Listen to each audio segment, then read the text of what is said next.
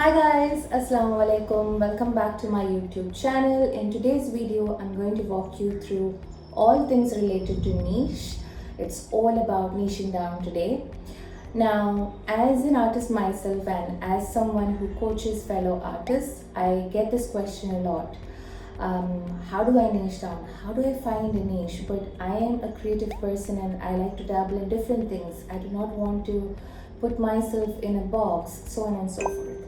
Before I start, what I would like to tell you guys is that when someone says you need to niche down, they are talking to you from a business owner's point of view, or they think you want to make the switch from a hobby artist or an amateur artist to a paid artist.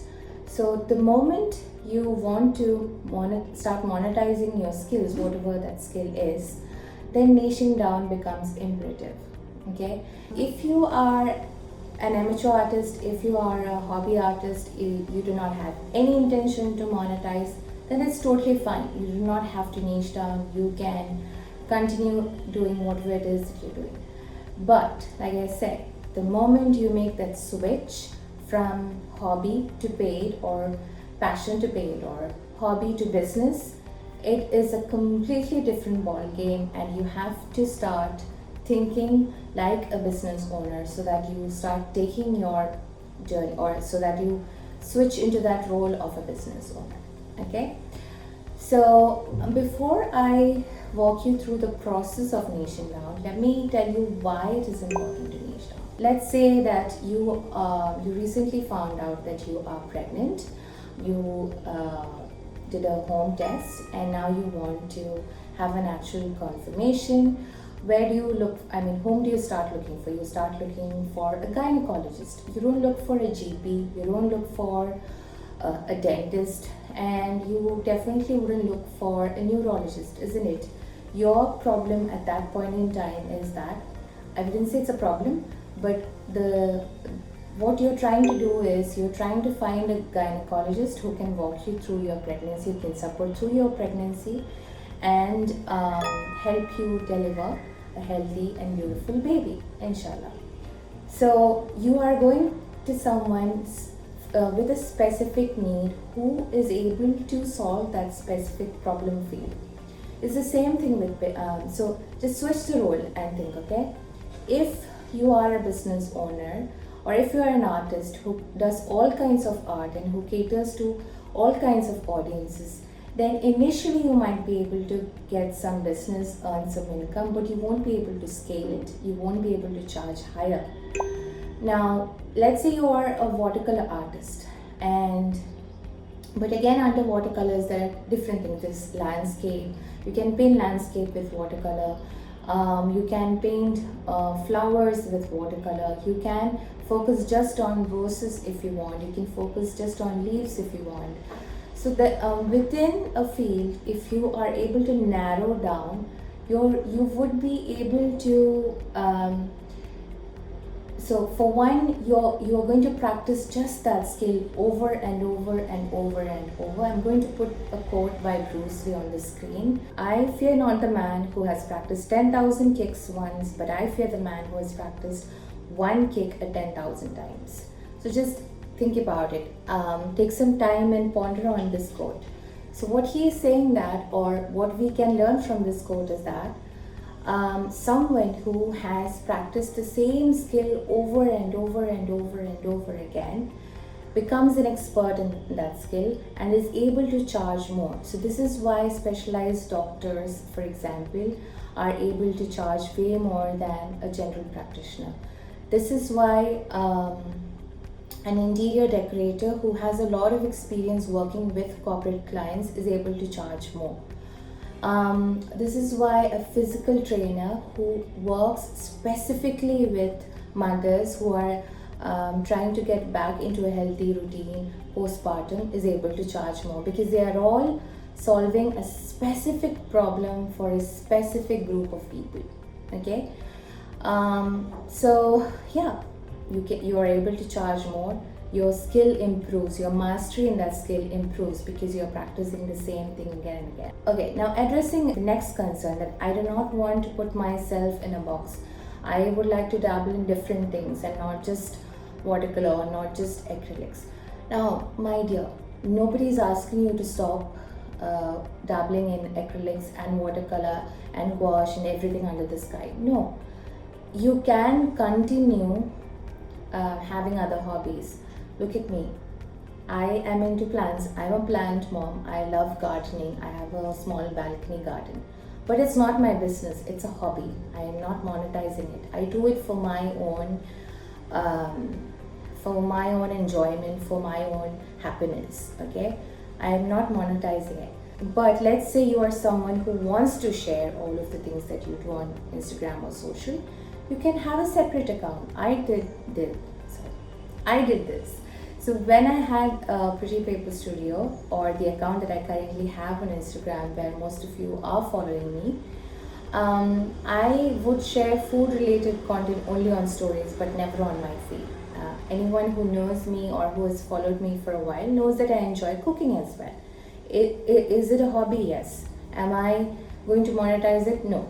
So what I did was, back in the day, I used to be very into food photography as well. So I had a separate account, separate blog. In fact, that was my first Instagram account or blog before PPS, Pretty Paper Studio, was born. So I had a separate account where I would document those things. I would write about those things that brought me joy, whether it was a book that I read, or whether it was a recipe that I wanted to share, or just a quick food photo. Okay, so you can have a separate account, but the account that you're using for your business should only be about that business, should only be about the audience or the ICA that you are trying to serve. Why? Because when someone comes to your account and sees multiple things happening, it's very confusing. I'm not saying that you won't get followers. You will. There are people doing multiple things, gaining followers. But when it comes to converting those followers into paying clients, that can be a hassle.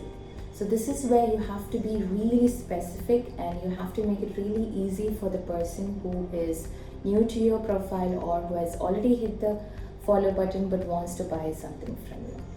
Okay, all right, now let's go into the whole how do I niche down. Okay, I'm going to put a photo on the screen, a graphic that I made to explain this better. I'm a very visual person, and I'll be able to explain this better using a graphic. Probably I've already seen this on my Instagram. It's a cycle chart, and I have started with your industry. So the industry would actually be, here I have taken the example of fine art, but you can actually start with art itself. Okay, so industry, fine art. The next is category. So what category under that industry? So I in the example here, I'm thinking from a point of view of a watercolor artist. Okay, so watercolors, category is watercolor. What is the subcategory? Subcategory is watercolor florals. And then the next one is, who is your audience? So who is it that you're trying to serve or trying to target? Amateur artist. This is just an example, okay? Amateur artist who wants to learn watercolor florals. And how do you serve them? You serve them through tutorials and workshops. So it can be tutorials on your Instagram and paid workshops or webinars on Zoom or wherever. If you can do in-person workshops in the city that you live in, then that is your main source of income. Okay, so this is how you niche down. And the reason why I have put it as a cycle chart that goes in a cycle and not a linear path is because you are entitled to change your niche. You have all the right to change gears and try something else. And also with time you'll understand how, like with time, from the way the audience is responding to the content that you're putting out, or through the paid products and services that you're putting out, things might change. You might notice that people are not really into workshops anymore, but they would love to have a one-on-one. So they're not into group workshops anymore, but they are more into one-on-one consultations or one-on-one workshop. Okay, so things change now. To give you a solid example, when I started Pretty Paper Studio, it was specifically a scrapbooking and card making kit club. So I used to um, sell only, I started out with just scrapbook kits and card making kits. I did not have any intention to sell anything else other than those kits. But the first few months there were hardly any takers, and it was basically crickets. I made like 2 or 3 sales. I had 20 to 25 kits all made and ready, thinking that they're going to sell out like the way they were selling out in US at the time and all of that. But there were hardly any takers. And then I attended a craft fair for the first time. You've probably heard the story, but this is a really good example of how your niche can change, and it is okay to change your niche. So I attended a craft fair with a friend at the time, and during the craft fair I was trying my best to sell the kits, but people who were coming to my table kept asking me for the individual items in the kit. And I was really adamant, and I kept saying that no, you can buy the kit together, not the supplies in it individually and all of that. And then finally my friend was able to convince me that, Neelu, if they're going on asking you for the individual items and you already have a lot of stock remaining unsold, so just sell them, give people what they want. So I gave in and I started selling the items individually, and there were only a couple of hours left to the craft fair, but in those 2 hours or so I was able to earn 3,000 dirhams or something. Now this was back in 2012, okay? 3,000 still is a good amount, but this was back in 2012 after 4 months or so of hardly any sales. So that is when I realized that okay, people want to buy the supplies individually and they're not really looking for kits. So I already had a website at the time for my kits. So what I did was I started taking things out individually and I started putting them up on my website as individual products, and slowly Pretty Paper Studio went from a very niche product of scrapbooking and card making kits only to a paper craft supply store. And then gradually I became an art and craft supply store because there was demand for art supplies like watercolor paints, watercolor brushes, watercolor paper, calligraphy supplies. That's how I got into calligraphy as well. So it's totally fine to go back, look at have a review of things, do a review of how things are doing, what are the things that's working, what's not working, what needs tweaking, and then adjust accordingly and make changes. That's totally fine. Nobody is stopping you. Please don't see niching down as someone putting you in a box. No one is putting you in a box. The reason why this strategy works is because a lot of people have been able to earn much more when they are very niche down and very focused on a particular problem and a particular audience. And this is why many business coaches or strategists or experts ask you to niche down. Okay, now to answer one last question. So how do I find out, or how long is it going to take for me to find out whether my niche is working? So there isn't really a formula for this, but I would say that give yourselves 30 to 60 days time to see whether it's working. It also depends on how good your skills are. So if you're someone who is already very good at watercolors, for example, watercolor florals or painting watercolor roses, it wouldn't be much of a big deal for you to teach someone to paint the same and earn money, or to release art prints or anything else that you can think of. Okay, and coming back to this graphic that I shared, now it's not necessary that your only income stream is workshop and your only content is tutorials. This is just an example. You know your business better, you know your skills better, you know your audience better. So always try different things out and see in terms of content and in terms of income streams, try different things out and see what's working, what's not, and then tweak, make changes accordingly.